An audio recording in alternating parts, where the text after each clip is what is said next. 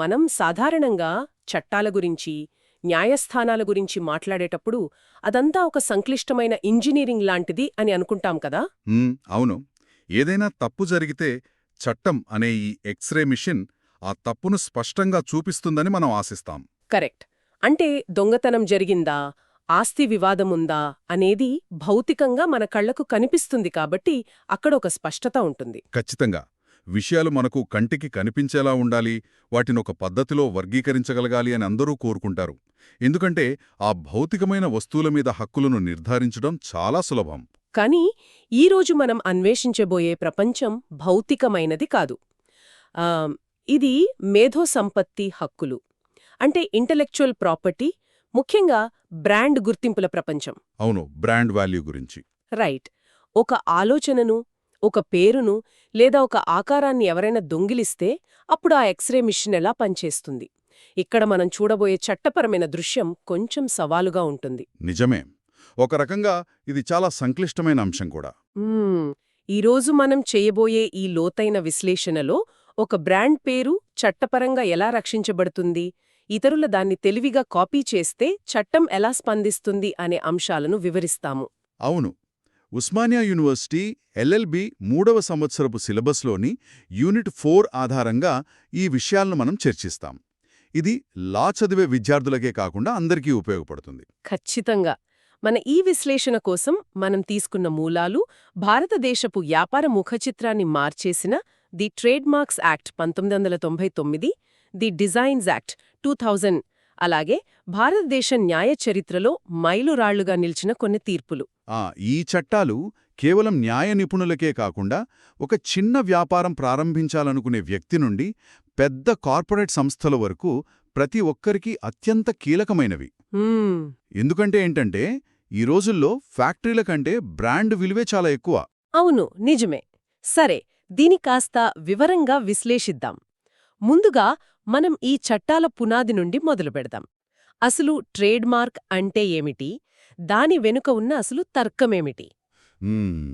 Trademark అంటే చాలా సరళంగా చెప్పాలంటే మార్కెట్లో ఉన్న అనేక వస్తువుల నుండి ఆ ఒక నిర్దిష్ట కంపెనీ లేదా వ్యక్తికి చెందిన వస్తువును లేదా సేవను వేరుచేసి చూపించే ఒక చట్టపరమైన గుర్తింపు. ఓహో, అంటే ఒక యునీక్ ఐడెంటిటీ అన్నమాట. అవును. మన ట్రేడ్మార్క్ చట్టం 1999లోని సెక్షన్ 2(1) ZB ప్రకారం ట్రేడ్మార్క్ అంటే గ్రాఫికల్గా సూచించగలిగే ఒక మార్క్. రైట్. ఇది ఒకరి వస్తువులను లేదా సేవలను ఇతరుల వాటి నుండి సులభంగా వేరు చేయగల సామర్థ్యాన్ని కలిగి ఉంటుంది. అంటే దీని మనం ఒక మనిషిని ప్రత్యేకంగా గుర్తించడానికి ఉపయోగపడే వేలిముద్ర లేదా డిఎన్ఏ లాగా భావించవచ్చా? ఖచ్చితంగా. చాలా మంచి పోలిక చెప్పారు. మార్కెట్లో వందలాది ఉత్పత్తులున్నా ఒక కస్టమర్ ఖచ్చితంగా తాను కోరుకున్న వస్తువునే ఎంచుకోవడానికి ఈ డిఎన్ఏ సహాయపడుతుంది కదా. ఈ వస్తువు ఫలానా నమ్మకమైన తయారీదారుడి నుండే వచ్చింది అని చెప్పే ఒక హామీ పత్రం లాంటిది ఈ ట్రేడ్మార్క్. 100% నిజం. మీరు చెప్పిన ఈ డిఎన్ఏ అనాలజీ చాలా స్పష్టంగా ఉంది. అయితే ఇక్కడ అత్యంత ఆశ్చర్యపరిచే విషయం ఒకటుంది. ఏంటది? ట్రేడ్మార్క్ అనగానే మనందరికి వెంటనే గుర్తుకొచ్చేది ఒక పదం లేదా ఒక లోగో మాత్రమే. ఒక బ్రాండ్ పేరును రాయడం లేదా ఒక బొమ్మను గీయడం. అవును, మనం చూసేదవే కదా సాధారణంగా. రైట్. వీటిని సాంప్రదాయ మార్కులు లేదా కన్వెన్షనల్ మార్క్స్ అంటారు. కానీ చట్టం దృష్టిలో ట్రేడ్మార్క్ పరిధి అక్కడితో ఆగిపోలేదు. మరింకేముంటాయి ఇందులో? ఒక వస్తువు యొక్క ఆకారం, దాని ప్యాకేజింగ్, రంగుల కలయిక, చివరకు ఒక ప్రత్యేకమైన శబ్దం లేదా వాసన కూడా ట్రేడ్మార్క్ పరిధిలోకి వస్తాయి. వీటినే మనం నాన్ కన్వెన్షనల్ మార్క్స్ అంటాము. ఒక్క నిమిషం, శబ్దం లేదా వాసన కూడా ట్రేడ్మార్క్ అవుతుందా? అవును. ఆశ్చర్యంగా ఉన్నా ఇది నిజం. అంటే కంటికి కనిపించే అక్షరాలు, బొమ్మలే కాకుండా మన చెవికి వినిపించేదాన్ని కూడా ఒక బ్రాండ్ గుర్తింపుగా రిజిస్టర్ చేసుకోవచ్చా? ఇది కొంచెం వింతగా ఉంది. ఉదాహరణకు, నేనొక ప్రోడక్ట్ అమ్ముతూ దగ్గితే ఆ దగ్గును ట్రేడ్మార్క్ చేసుకోవచ్చా? మీరడిగిన ప్రశ్న లాజికల్గానే ఉంది. కానీ ఆ శబ్దం కేవలం ఒక సాధారణ శబ్దంలా కాకుండా మీ బ్రాండ్ను మాత్రమే గుర్తుచేసేంత ప్రత్యేకంగా ఉండాలి. అంటే దానికి ఒక యునీక్ క్యారెక్టర్ ఉండాలన్నమాట. కరెక్ట్. ఉదాహరణకు, మీరు థియేటర్లో సినిమా చూసేటప్పుడు ఎంజీఎం స్టూడియోస్ వారి సింహం గర్జన వింటారు కదా. అవునవును, లయన్ రోర్. ఆ గర్జన వినగానే మీరు స్క్రీన్ చూడకపోయినా అది ఏ స్టూడియో సినిమానో ఇట్టే చెప్పేస్తారు. ఖచ్చితంగా. అలాగే నెట్ఫ్లిక్స్ యాప్ ఓపెన్ చేయగానే వచ్చే ఆ టుడుంగ్ అనే సౌండ్, ఇవి సౌండ్ ట్రేడ్మార్కులకు అద్భుతమైన ఉదాహరణలు. వావ్! ఇది చాలా ఆసక్తికరంగా ఉంది. ఇక ఆకారాల విషయానికి వస్తే, కోకాకోలా బాటిల్ యొక్క ప్రత్యేకమైన ఆకారం చూడండి. చీకటిలో ఆ బాటిల్ పట్టుకున్నా అది కోకాకోలా అని చెప్పేవచ్చు. ఇలాంటివి ప్రపంచవ్యాప్తంగా గుర్తింపు పొందాయి. ఓహో! అంటే ఒక ప్రోడక్ట్ మనకు కలిగించే అనుభూతిని కూడా చట్టం బ్రాండ్ ప్రాపర్టీగా గుర్తిస్తుందన్నమాట. అవునండి, సరిగ్గా చెప్పారు. మరి కోకోకోలా లాంటి బ్రాండ్లు కేవలం ఒక దేశంలోనే కాకుండా ప్రపంచవ్యాప్తంగా అమ్ముడవుతాయి కదా. వీటికి రక్షణ ఎలా లభిస్తుంది? ప్రతి దేశానికి వెళ్లి వాళ్ళు రిజిస్టర్ చేసుకోవాలా? ఆ ఇక్కడే వెల్ నోన్ ట్రేడ్ మార్క్లు అనే కాన్సెప్ట్ వస్తుంది. కొన్ని బ్రాండ్లెంత ప్రసిద్ధి చెందుతాయంటే వాటి పేరు ఒక దేశపు సరిహద్దులను దాటిపోతుంది. గ్లోబల్ బ్రాండ్స్ అంటాం కదా వాటిని. రైట్. పారిస్ కన్వెన్షన్ మరియు ట్రిప్స్ ఒప్పందాల ద్వారా వీటికి అంతర్జాతీయంగా రక్షణ లభిస్తుంది. ట్రిప్స్ అంటే trade related aspects of intellectual property rights కదా. అవును. అంటే రేపు పొద్దున భారతదేశంలో ఎవరైనా మెక్డానాల్డ్స్ పేరుతో ఒక చిన్న హోటల్ పెట్టినా, అసలు మెక్డానాల్డ్స్ కంపెనీ వాళ్ళు ఇక్కడ రిజిస్టర్ చేసుకోకపోయినా సరే, ఆ బ్రాండుకున్న అంతర్జాతీయ పేరు ప్రఖ్యాతుల దృష్ట్యా ఇక్కడి కోర్టులు ఆ చిన్న హోటల్ మూసివేయిస్తాయి. బ్రాండ్ యొక్క డిఎన్ఏ అంటే ఏమిటో, అది ఎంత శక్తివంతమైనదో ఇప్పుడు నాకు స్పష్టంగా అర్థమైంది. సంతోషం. అయితే మనం ఇంతకు ముందు మాట్లాడుకున్నట్లు ఈ బ్రాండ్ గుర్తింపును ఎవరైనా దొంగిలిస్తే లేదా కాపీ చేస్తే ఏం జరుగుతుంది? అసలైన బ్రాండును, నకిలీ బ్రాండును చట్టం ఎలా వేరు చేస్తుంది? నా మూలాల ప్రకారం ఇక్కడ 2 కీలక పదాలు కనిపిస్తున్నాయి. ఆ 2 పదాలు ఏంటో నేను ఊహించగలను. ఒకటి పాసింగ్ ఆఫ్, రెండవది ఇన్ఫ్రింజ్మెంట్. అసలు ఈ రెండింటి మధ్య తేడా ఏమిటి? ఇది మన సిలబస్లో, అలాగే ట్రేడ్మార్క్ చట్టంలోనే అత్యంత కీలకమైన, ఆసక్తికరమైన భాగం. ఈ 2 బ్రాండ్ యజమాని హక్కులను కాపాడేవే అయినా చట్టపరంగా ఇవి పనిచేసే విధానం పూర్తిగా వేరు. ఎలా వేరు? ట్రేడ్మార్క్ రిజిస్టర్ కాకపోతే ఉపయోగించే అస్త్రం పాసింగ్ ఆఫ్. ఒకవేళ ట్రేడ్మార్క్ అధికారికంగా రిజిస్టర్ అయ్యుంటే ఉపయోగించే అస్త్రం ఇన్ఫ్రింజ్మెంట్. అంటే నాకు తార్కిక ప్రశ్న కలుగుతోందిక్కడ. ఒకవేళ పాసింగ్ ఆఫ్ ద్వారా రిజిస్టర్ కాని ట్రేడ్మార్కులకు కూడా కోర్టు రక్షణ కల్పిస్తున్నప్పుడు ఇక డబ్బులు ఖర్చుపెట్టి, ఫారాలు నింపి, నెలల తరబడి నిరీక్షించి రిజిస్ట్రేషన్ చేయించుకోవడమెందుకు? చాలామందికొచ్చే సందేహం ఇదే. అవును కదా. ఎవరైనా కాపీ కొడితే డైరెక్ట్గా పాసింగ్ ఆఫ్ కింద కేసు వేసుకోవచ్చు కదా. పైకి చూడటానికి అలాగే అనిపిస్తుంది, కానీ ఇక్కడే ఒక పెద్ద న్యాయపరమైన చిక్కుంది. పాసింగ్ ఆఫ్ అనేది సెక్షన్ 27 కింద వస్తుంది. ఇది ఒక కామన్ లా రెమెడీ. ఓహో, కామన్ లా రెమెడీ. అవును. ఇది ప్రధానంగా మోసం లేదా డిసీట్ మీద ఆధారపడి ఉంటుంది. ఎవరూ తమ వస్తువులను వేరొకరి వస్తువులుగా నమ్మించి అమ్మకూడదు అనే ప్రాథమిక సూత్రమిది. రైట్, వినడానికి బాగానే ఉంది. సెస్ బోర్డన్ ఇంక్ కేసులో ఇది స్పష్టం చేశారు. ఆ తీర్పులో ఏం చెప్పారు? పాసింగ్ ఆఫ్ నెగ్గాలంటే మీరు 3 అంశాలు తప్పనిసరిగా నిరూపించాలి అని చెప్పారు. దీన్నే క్లాసికల్ ట్రినిటీ అంటారు. ఆ 3 అంశాలేమిటి? మొదటిది, వ్యాపారికి మార్కెట్లో ఉన్న గుడ్విల్. అంటే మీ ప్రోడక్ట్ జనాలకు బాగా తెలుసని మీరు ముందు కోర్టులో నిరూపించాలి. మొదటిది గుడ్విల్. రెండవది, ఇతరులు ఉద్దేశపూర్వకంగా తప్పుగా ప్రాతినిధ్యం వహించడం లేదా మిస్రెప్రజెంటేషన్. అంటే అవతలి వ్యక్తి ప్రజలను గందరగోళానికి గురిచేసి మోసం చేశాడని నిరూపించాలి. అంటే వాంటెడ్గానే కాపీ కొట్టారని ప్రూఫ్ చేయాలన్నమాట. అవును. మూడవది, ఆ మోసం వల్ల అసలైన వ్యాపారి గుడ్విల్కు జరిగిన నష్టం లేదా డ్యామేజ్. అంటే వాళ్లు కాపీ కొట్టడం వల్ల మీకు ఆర్థికంగా లేదా పేరుపరంగా నష్టం జరిగిందని ఆధారాలతో సహా చూపించాలి. ఓహో, అంటే రిజిస్టర్ కాని మార్కైతే నేను కోర్టు మెట్లెక్కి ముందుగా మార్కెట్లో నాకు పేరుందని నిరూపించుకోవాలి. వాళ్లు ఉద్దేశపూర్వకంగానే నన్ను కాపీ కొట్టి కస్టమర్లను మోసం చేశారని నిరూపించాలి.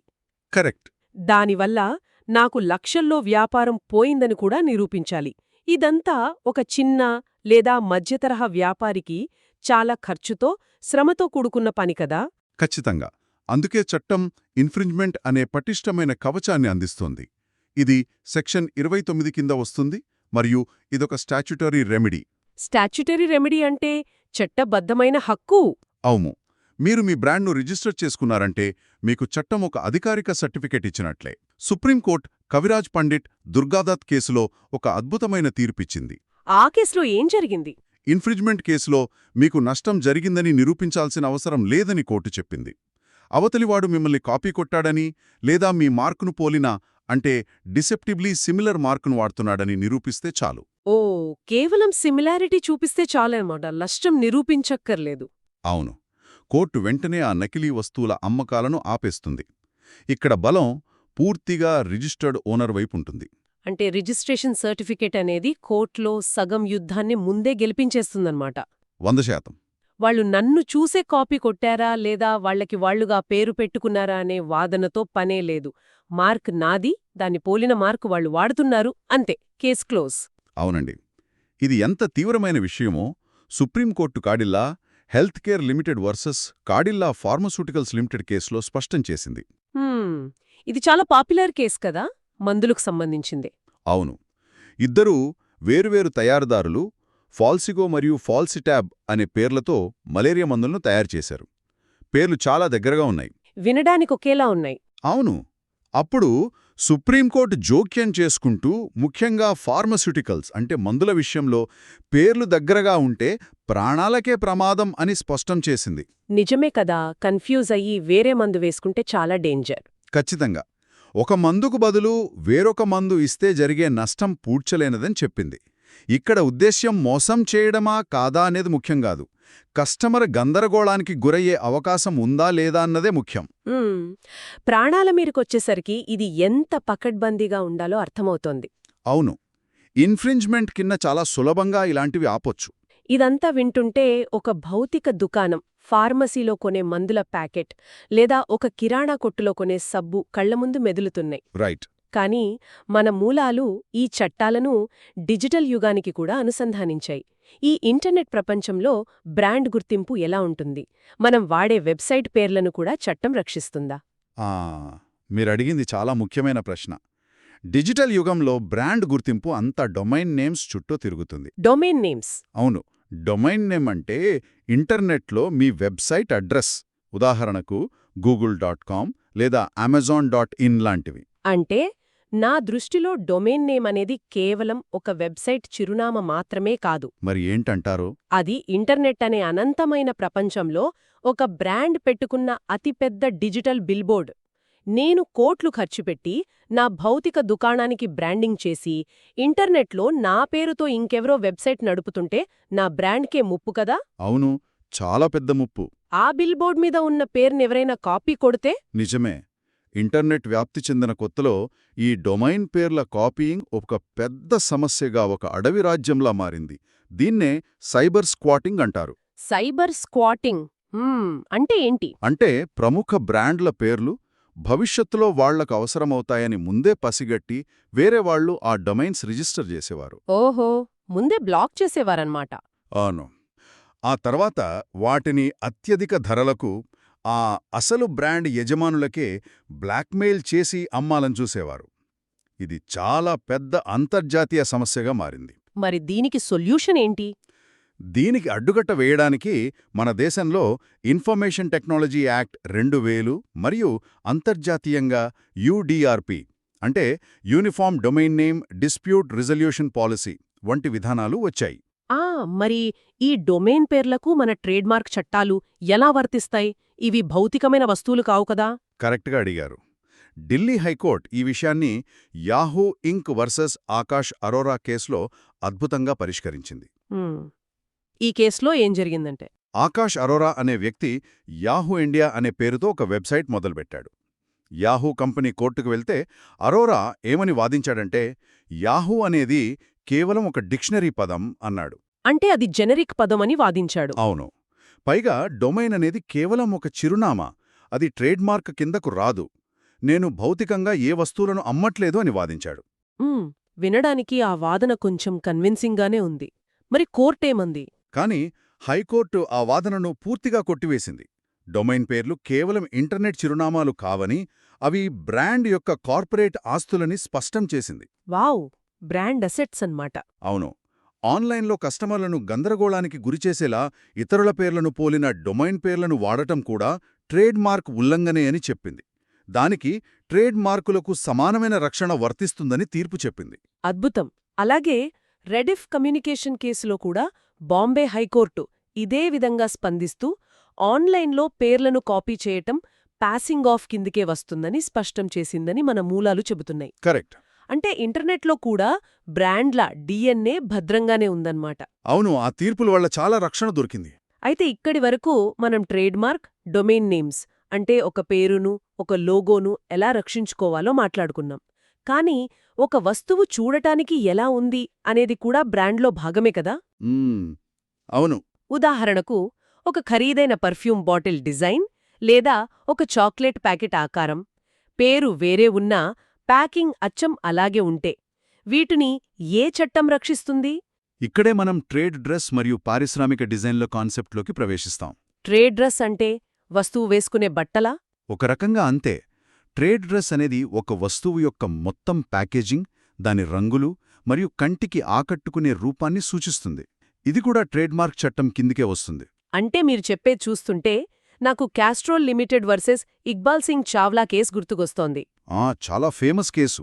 అందులో ఇక్బాల్ సింగ్ అనే వ్యక్తి తన మోటార్ ఆయిల్ ప్యాకెట్పై పేరు వేరే పెట్టినా సరే ఆ డబ్బా ఆకారం, ఎరుపు రంగు, మూత డిజైన్, ఆఖరికి అక్షరాలు రాసిన విధానం అంతా క్యాస్ట్రాల్ ఆయిల్ డబ్బాలానే అచ్చం కాపీ దించాడు కదా. అవును, కస్టమర్లను కన్ఫ్యూజ్ చేయడానికి అలా చేశాడు.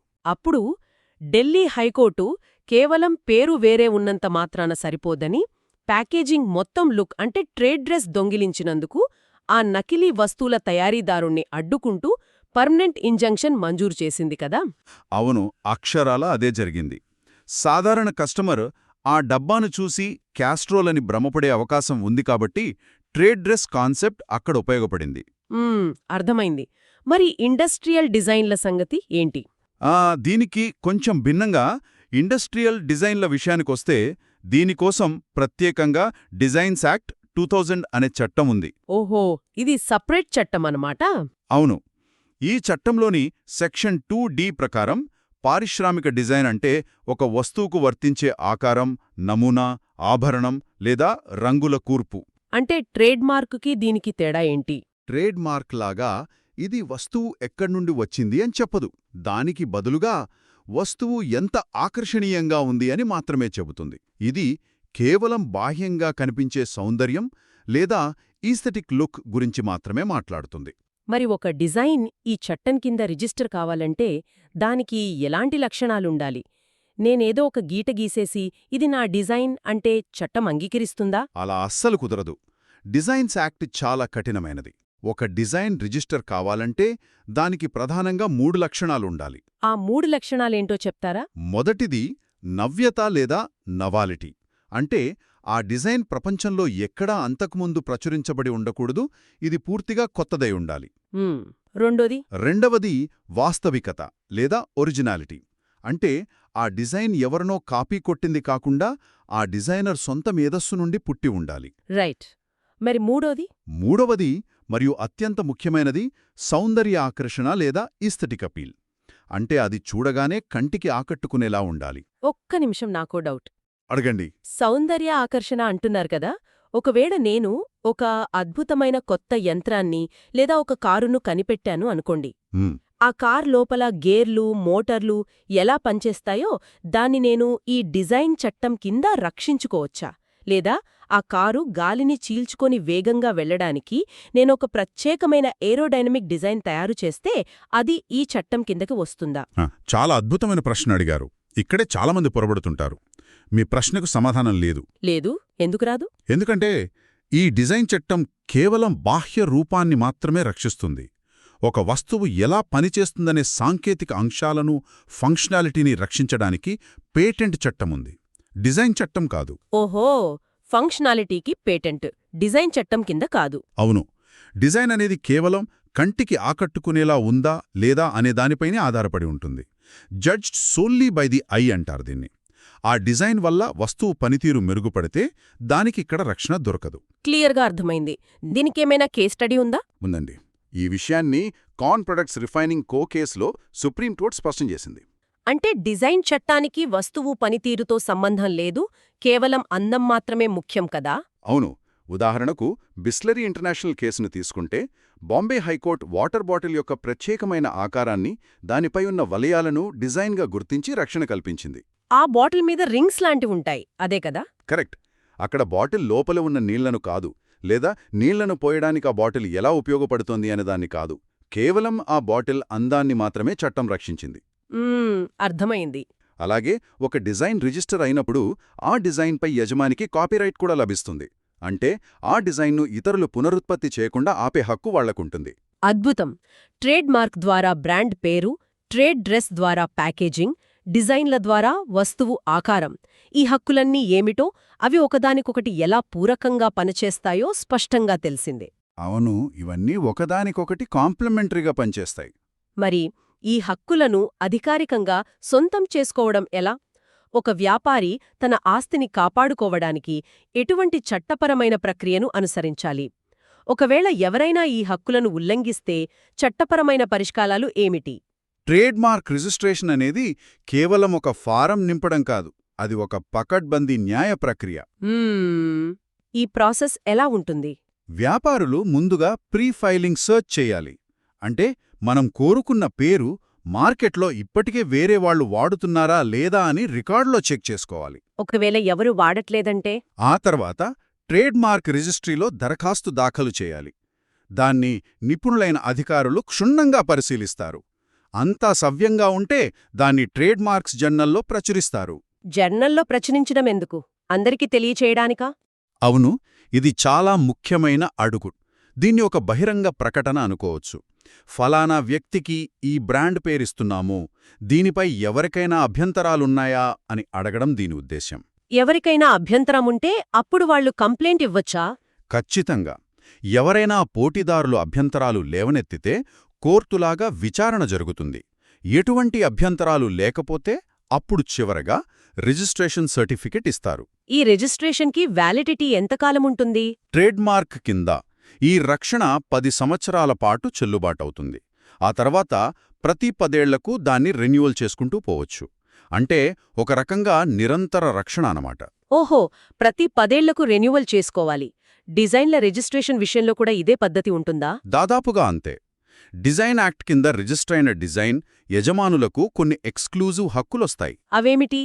ఆ డిజైన్తో వస్తువులను పునరుత్పత్తి చేసే హక్కు, ఇతరులకు ఆ డిజైన్ వాడుకోమని లైసెన్స్ ఇచ్చే హక్కు, మరియు ఉల్లంఘించే వారిని ఆపే హక్కు వారికి మాత్రమే లభిస్తుంది. డిజైన్లకు కూడా 10 ఏళ్ల వ్యాలిడిటీనే ఉంటుందా? డిజైన్లకు ముందుగా 10 సంవత్సరాల రక్షణ లభిస్తుంది. అయితే ట్రేడ్మార్క్ లాగా ఇది నిరంతరం ఉండదు. అంటే తర్వాత రెన్యువల్ చేసుకోలేమా? ఆ 10 ఏళ్ల తర్వాత దాన్ని మరో 5 సంవత్సరాలు మాత్రమే పొడిగించుకునే అవకాశం ఉంటుంది. ఆ తర్వాత ఆ డిజైన్ పబ్లిక్ డొమైన్లోకి వెళ్ళిపోతుంది. అంటే ఇక ఎవరైనా వాడుకోవచ్చు. ఓహో, ట్రేడ్మార్క్కి డిజైన్కి ఈ వ్యాలిడిటీ విషయంలో పెద్ద తేడా ఉందన్నమాట. మరి ఈ రిజిస్టర్ అయిన హక్కులను ఎవరైనా కాపీ కొట్టే ప్రయత్నం చేస్తే చట్టం ఎలాంటి దండన విధిస్తుంది? దీనికి రెమెడీస్ ఏమిటి? ఉల్లంఘన లేదా ఇన్ఫ్రింజ్మెంట్ జరిగినప్పుడు చట్టం 2 రకాల పరిష్కారాలను చూపుతుంది. మొదటిది సివిల్ రెమెడీస్. సివిల్ రెమెడీస్ అంటే ఏముంటాయి అందులో? మీరు కోర్టుకు వెళ్లగానే కోర్టులు ముందుగా ఇంజంక్షన్లు జారీ చేస్తాయి. అంటే ఆ కాపీ వస్తువుల అమ్మకాలను వెంటనే ఆ క్షణమే నిలిపివేయాలని ఆదేశిస్తాయి. అమ్మకాలు ఆపేస్తారు. మరి జరిగిన నష్టానికి? ఆ ఉల్లంఘన వల్ల మీకు జరిగిన ఆర్థిక నష్టానికి నష్టపరిహారం ఇప్పిస్తాయి. దీన్నే డ్యామేజెస్ అంటారు. రెండవ రకం పరిష్కారం ఏంటి? రెండవది క్రిమినల్ రెమెడీస్. మేధో సంపత్తిని దొంగిలించడం కూడా భౌతిక దొంగదనమే కాబట్టి ట్రేడ్మార్కులను నకిలీ చేస్తే జైలు శిక్ష మరియు భారీ జరిమానా విధించే కఠినమైన నిబంధనలు కూడా చట్టంలో ఉన్నాయి. అంటే మొత్తంగా చూసుకుంటే ఒక వ్యాపారి తన కష్టంతో, సృజనాత్మకతతో సృష్టించిన బ్రాండ్ను లేదా డిజైన్ను కాపాడటానికి చట్టం ఒక అదృశ్య, శక్తివంతమైన కవచంలా నిలబడుతుందన్నమాట. ఖచ్చితంగా.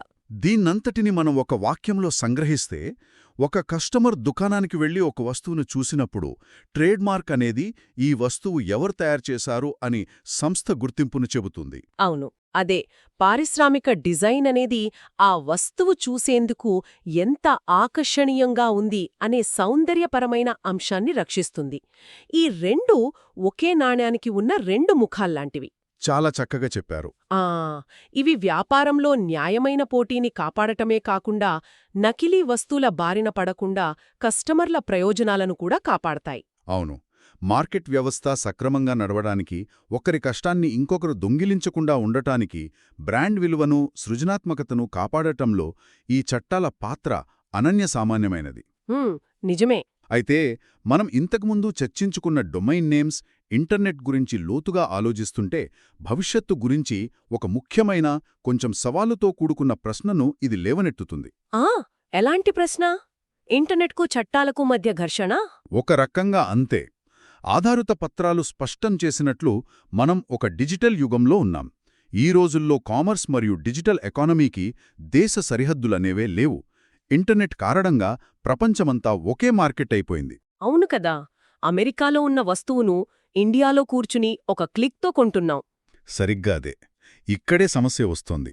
ఒక దేశంలో రిజిస్టర్ అయిన ట్రేడ్ మార్క్ మరొక దేశంలో ఎవరో చట్టబద్ధంగానే తీసుకున్న డొమైన్ నేమ్తో ఏకకాలంలో ఘర్షణ పడే సంఘటనలు ఈ డిజిటల్ యుగంలో అనేకం జరుగుతున్నాయి. మ్మ్. అంటే ఇంటర్నెట్కి ఎలాంటి భౌతిక సరిహద్దులు లేనప్పుడు ఇబ్బందే కదా. అవును. ఈ మేధో సంపత్తికి మాత్రం వేర్వేరు దేశాలకు వేర్వేరు చట్టాలు, వేర్వేరు రిజిస్ట్రేషన్ పద్ధతులు ఉండటం సరైనదేనా? ఇలా దేశాల వారీగా కాకుండా భవిష్యత్తులో దేశ సరిహద్దులతో ఏమాత్రం సంబంధం లేని ఒకే గ్లోబల్ ట్రేడ్మార్క్ రిజిస్ట్రీ రావడం తప్పనిసరి అవుతుందా అనేది పెద్ద ప్రశ్న. నిజంగానే. ఇది చాలా లోతుగా ఆలోచించాల్సిన విషయం. ఇంటర్నెట్ వలె మన చట్టాలు కూడా పూర్తిగా గ్లోబల్గా మారాల్సిన అవసరమేమైనా ఉందా?